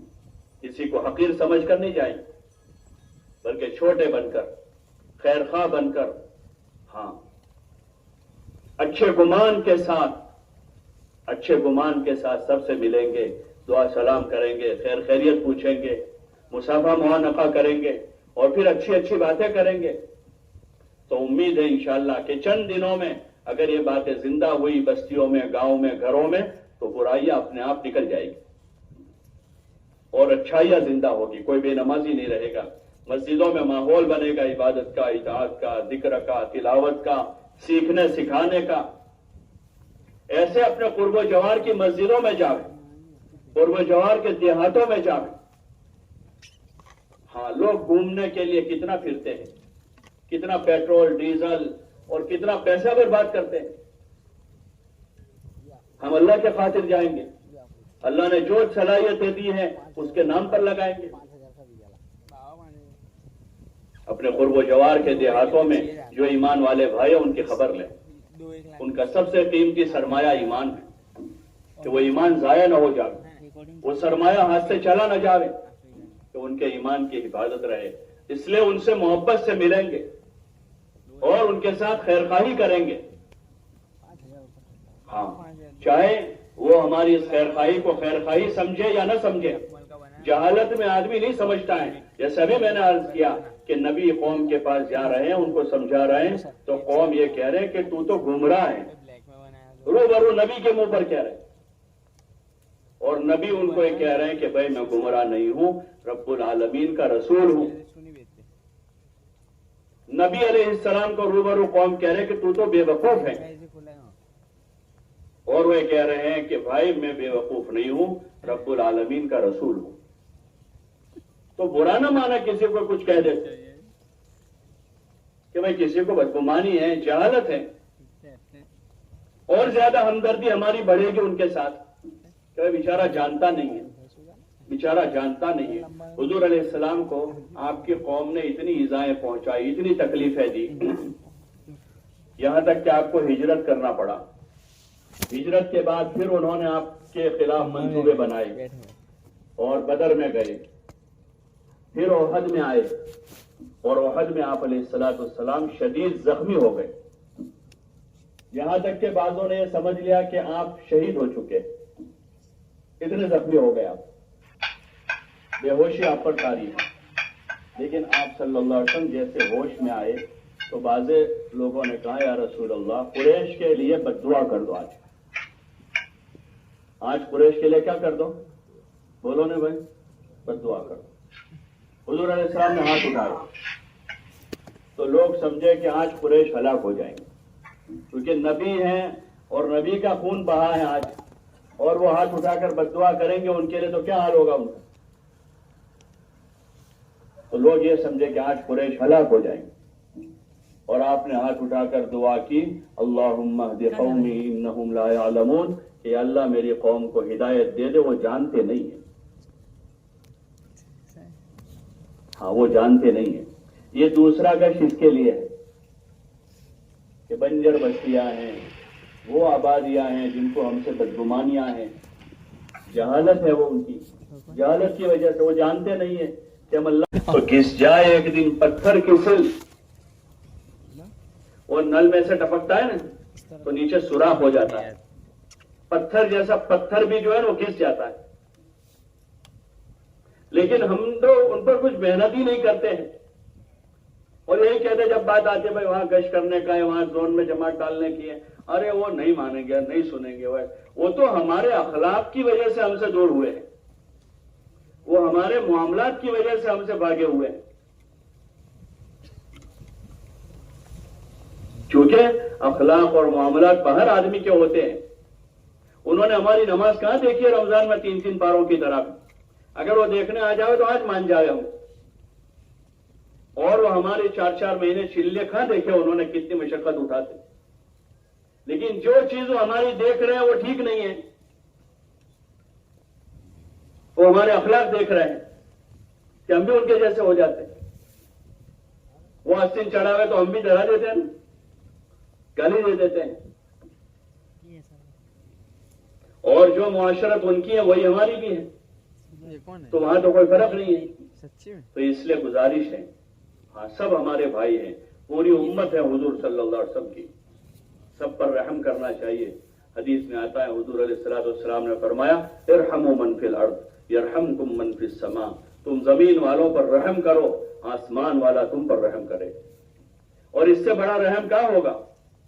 ایک آدمی اللہ سے دور ہے، خدا کی رحمتوں سے دور ہے، نماز چھوڑ کر، اللہ کے حکموں کو توڑ کر وہ عذاب الہی کو دعوت دے رہا ہے، اور ہم اس کی خوشامد کر کے اللہ سے جوڑ رہے ہیں، ہم اس کو اللہ کی طرف لانے کے لیے تدبیریں کر رہے ہیں، اس کے لیے سوچ رہے ہیں، اس کے لیے سلام کر رہے ہیں، اس کے لیے ان کو ہدیہ پیش کر رہے ہیں، چھوٹے بن جا رہے ہیں، تو ایسے بہت سارے کٹر سخت دل لوگ نرم ہو گئے۔ ہاں، اس کو کاٹنے کا یہی راستہ ہے۔ سخت دلوں کو توڑنے کا راستہ کیا ہے؟ خدمت اور اخلاق۔ انبیاء علیہ الصلوۃ والسلام کو اللہ تعالیٰ نے قوموں کی جہالت کے مقابلے میں اخلاق دیے، اور حضور علیہ الصلوۃ والسلام کو سب سے بڑے اخلاق دیے۔ اللہ نے فرمایا انک لعلی خلق عظیم، کہ آپ اخلاق کے سب سے بلند معیار پر ہیں۔ تو اگر ہم اپنے اخلاق کو بلند کرتے ہیں تو ہم تو حضور کی اتباع کرتے ہیں، تھوڑا ہم کسی سے ڈرتے ہیں، ڈر کی وجہ سے تھوڑے جھک رہے ہیں، بلکہ حضور صلی اللہ علیہ وسلم کا اتباع کر رہے ہیں کہ حضور علیہ السلام اخلاق کے بلند معیار پر تھے۔ آپ نے گالی دینے والوں کا جواب گالی سے نہیں دیا ہے، آپ نے برا بھلا کہنے والوں کا جواب برا بھلا کہہ کر نہیں دیا ہے، آپ نے بد دعا دینے والوں کا جواب دعائیں دے کر دیا۔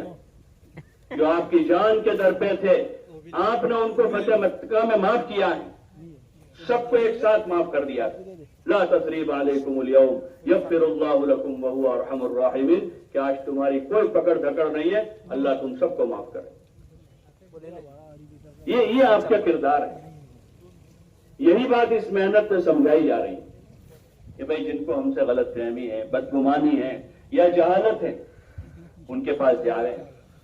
آج دل سخت ہے، کل نرم ہو جائے گا، کل بھی سخت رہا، پرسوں نرم ہو جائے گا۔ سلام کرتے رہیں، سلام کرنا نہ چھوڑیں۔ حضور علیہ السلام نے فرمایا افشوا السلام، کہ سلام کو عام کرو، وَأَطْعِمُوا الطَّعَامَ، اور کھانا کھلاؤ۔ یہ کھانا نہیں شادیوں میں، ولیموں میں، رسم و رواج کا، جس میں لڑکے لڑکیاں ناچ رہے، محرم غیر محرم وہاں جمع ہوئے ہیں۔ یہ حضور نے نہیں کہا تھا کہ موقع بموقع جہاں موقع ملے آپ کو لوگوں کا اکرام کرو، کھانا کھلاؤ اور سلام کو عام کرو، محبت سے ملو ایک دوسروں سے۔ محبت فاتح عالم، ہاں، عالم کو فتح کرنے والی چیز جو ہے محبت ہے۔ حضور علیہ الصلوۃ والسلام نے تیر و تلوار سے دنیا کو فتح نہیں کیا تھا، آپ نے محبت سے دنیا کو فتح کیا تھا۔ آپ کے اکثر جو غزوے ہیں اس میں دفاع ہے، ورنہ پہلی کوشش اگر ہم سیرت کی کتابوں کو پڑھیں گے تو حضور علیہ الصلوۃ والسلام نے پہلی کوشش مدینہ منورہ جا کر یہ کی تھی کہ تمام قبائل سے صلح کر لی جائے، اور بہت سے لوگوں سے آپ نے صلح بھی کر لی، مکہ والوں سے بھی صلح کر لی، 10 سال کا معاہدہ کیا تھا صلح کا، لیکن وہ تو انہوں نے توڑ دیا معاہدہ، پھر جا کر آپ نے مکہ کو فتح کیا۔ آپ کا محبت کا پیغام، آپ نے صلح کی کوشش کی، سب سے معاہدہ کیا، یہودیوں سے معاہدہ کر لیا، ہاں، لیکن اپنے دین پر ثابت قدم رہتے ہوئے، اپنے دین کو بچاتے ہوئے، امن کی کوشش تھی وہ معاہدہ ایک امن کی کوشش تھی کہ یہاں لڑائیاں ہیں، جھگڑے ہیں، امن قائم ہوگا تو کام کرنے کا موقع ملے گا، اسلام کی دعوت پیش کرنے کا موقع ملے گا۔ یہ کوشش کی تھی آپ نے، امن معاہدہ کیا تھا وہاں مدینے میں کہ امن قائم ہوگا تو کام کرنے کا موقع میسر ہوگا، لوگوں کے سامنے اسلام پیش کریں گے، لوگوں کو آخرت کے انجام سے آگاہ کریں گے، اور اللہ کی زمین پر اللہ کی عبادت کو قائم کریں گے۔ اس خاطر آپ صلی اللہ علیہ وسلم نے امن کی کوششیں کی، معاہدہ کیا، لیکن پھر جب لوگوں نے معاہدہ توڑا تو پھر آپ صلی اللہ علیہ وسلم نے اس کا جواب دیا۔ باقی آپ کی کوشش ہے یہی، تو اس لیے گزارش ہے اپنی بستیوں میں، اپنے محلوں میں، قرب و جوار میں، شہر میں، دیہاتوں میں، جہاں بھی ہیں، محنت کو اتنا مضبوط کر دیں اور اپنا ماحول ایسا بنا دیں، ایسا ماحول بنا دیں کہ حضور سے باہر سے آنے والے جو ہے اس ماحول کا اثر لے لیں، جیسے حضور علیہ السلام کے ماحول میں آ کر لوگ اثر لیتے تھے۔ کٹر لوگ جو تھے जो कैदी बनकर आए, माने नहीं, वहां माने नहीं, लड़ाई पर उतर आए, उनसे लड़ाई हुई तो जिंदा बच गए, कैदी बने, वो आए मदीना में, उनको मस्जिद में कैद किया गया। उनमें से बहुत सारे वो मिलेंगे जिन्होंने मदीना आकर इस्लाम कबूल कर लिया, जो वहां लड़ने मारने पर उतर आए। लेकिन यहाँ आकर माहौल देखा, कितने अच्छे लोग, ये खुद नहीं खाते, हमको खिलाते।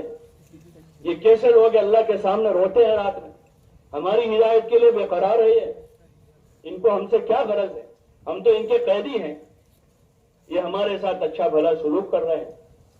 उनका ये बर्ताव देखकर वो ईमान ले आए। तो इसलिए गुजारिश है, दूसरे गश्तों के जरिए से, 3-3 दिन की जमातों के जरिए से कुर्बो जवार के वो इलाके, दूसरा गश्त तो वहां हो जहां पहला गश्त नहीं होता है, वरना जब पहला गश्त होता है वहां दूसरा गश्त करने से क्या फायदा है, क्यों जाते हैं दूसरा गश्त करने। भाई एक आदमी खाना खिला रहा है एक ऐसे आदमी को जो पेट भरा हुआ है, और उसके 10 फुट के फासले पर एक फकीर भूखा बैठा है और ये उसको खिला रहा है जो अभी खा के आया है, तो इसका ये ख्याल अच्छा है। अरे भाई उसको खिला जिसको तकाजा है, वो भूखा है बेचारा। तो वहां 50 मस्जिद है, 50 गांव ऐसे हैं जहां नमाजी नहीं है, जहां दीन की कोई शक्ल नहीं है, और आदमी ऐसी मस्जिद में गश्त करने जाता है जहां 5 सफ़े नमाज में है, और वहां पहला गश्त भी होता है। तो दूसरा गश्त तो ऐसी जगह जाकर करे, नई नई जगहों पर जहां पहला गश्त नहीं है, और 3 दिन की जमातें ऐसी जगहों पर ले जावे जहां जमात का काम ही नहीं है। या तो जहालत है, गैर मानूस है, या गैर मानूस तो नहीं है, लोग मानूस हैं लेकिन वहां मस्जिदवार जमात नहीं है, कि लोग मानूस हैं लेकिन मस्जिदवार जमातें नहीं हो। ऐसे कितने देहात, ऐसे कितनी मस्जिदें। हर हल्के वालों को इसका मुहासबा करना चाहिए कि भाई हमारे हल्के में एक तो वो मस्जिदें हैं कि जहां गैर मानूस है, सख्ती ज्यादा है, लेकिन एक वो मस्जिद है जहां गैर मानूस है, सख्ती नहीं है, या वो मस्जिदें हैं जहां गैर मानूस नहीं है लेकिन फिर भी काम नहीं है, सब चढ़ते हैं। ऐसा हर हल्के वालों को अपना वो बनाना चाहिए। तो फिर सबसे मुकद्दम उसको करना चाहिए कि जहां जहालत है, मेहनत की शक्ल नहीं है, फजाइल की तालीम नहीं है, हफ्ते में एक भी दिन लोगों के कान पर ईमान यकीन की बात नहीं पड़ती है, मोहल्ले में मुलाकातों का निजाम नहीं है, घरों में तालीम नहीं है, इसके लिए दूसरे गश्त और ये 3 दिन। इसलिए आप हजरात से गुजारिश है, सब तय करो कि इंशाअल्लाह ये मकामी काम को अपने मकाम पर रहते हुए, अपना कारोबार, अपना घर बार संभालते हुए ये मकामी काम को पाबंदी से करेंगे। अरे भाई करोगे, कौन कौन करेंगे? अल्लाह हम सब के लिए आसान फरमा, पक्की नीयत भी करे और अल्लाह से तौफीक भी मांगे, इसलिए कि उसकी तौफीक के बगैर आदमी नहीं कर सकते। हाँ, कि उधर से तौफीक शामिल हाल हो। हमको रोना चाहिए, अगर तौफीक न हो रही हो तो रोना चाहिए कि अल्लाह हमारा कोई गुनाह है, हमारी कोई कोताही हुई, हमसे कोई कमजोरी हुई है। वो बुजुर्ग का किस्सा कि एक आदमी को हकारत से देख लिया, 40 दिन तक तहज्जुद की तौफीक सल्ब हो गई। क्या हकारत थी? जो आदमी रो रहा था दुआ में, तो इन्होंने ये समझा कि ये दिखावे के लिए रो रहा है। दिल में क्या आया कि आदमी रो रहा है दुआ में तो इसलिए रियाकारी में रोता है, बस ऐसा दिल में आ गया। तो इसकी वजह से 40 दिन तक तहज्जुद की तौफीक सल्ब हो गई। हाँ, बहुत सारे, इसीलिए हदीसों की दुआ में कि अल्लाह जिन अमाल खैर की तूने हमें तौफीक दे रखी है, हमारे गुनाहों की वजह से वो तौफीक सल्ब न करना। अल्लाह से मांगना चाहिए कि अल्लाह हमारे गुनाहों की वजह से तू हमें अमाल खैर की तौफीक हमसे छीन मत लेना, और दुआ करनी चाहिए कि अल्लाह तो हमें तौफीक दे दे, हमारे कदम जमा दे और करने के कामों में हमें लगा दे ताकि न करने के कामों से बच जाए। तो करेंगे इंशाअल्लाह। कौन कौन करेंगे? देखो अब थोड़ी देर, अभी तो 4:10 हो रही है,